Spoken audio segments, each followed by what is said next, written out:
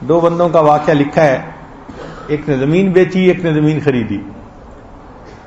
خریدنے والے نے ہل چلائے، اس کے اندر خزانہ نکل آیا۔ اب وہ دل میں سوچ رہا ہے کہ دیکھیں میں نے تو زمین خریدی ہے نا، خزانہ تو اس سے کتنا زیادہ قیمتی، یہ میرا حق نہیں ہے۔ تو وہ بیچنے والے کے پاس گیا جو مالک تھا کہ جی میں نے آپ سے زمین خریدی تھی، مگر اس میں تو بہت قیمتی خزانہ نکل آیا، یہ میرا نہیں، یہ آپ کا ہے۔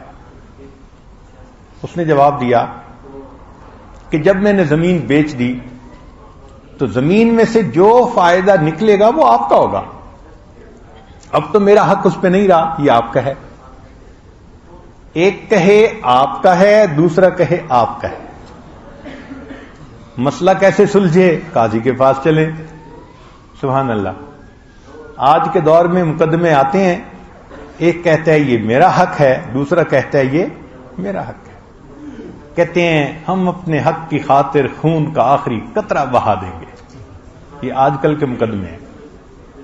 اور جس دور میں ہم صحیح معنوں میں مسلمان تھے، اس دور کے مقدمے یہ ہیں کہ ایک کہتا ہے میرا حق نہیں، دوسرا کہتا ہے جی میرا بھی نہیں، قاضی صاحب فیصلہ کیجئے۔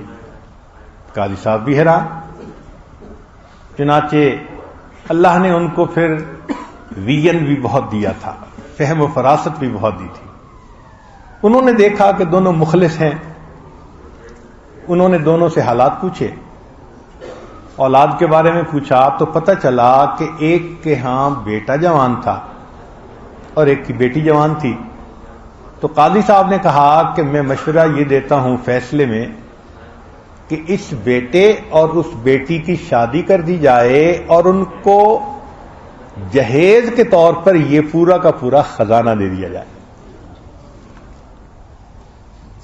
یہ فیصلے کب ہوتے تھے؟ جب سچائی تھی طبیعت۔ تو سچ بولنا اور دوسرا ہے سچائی کا معاملہ کرنا۔ یہ معاملات کی سچائی اللہ کو بہت پسند۔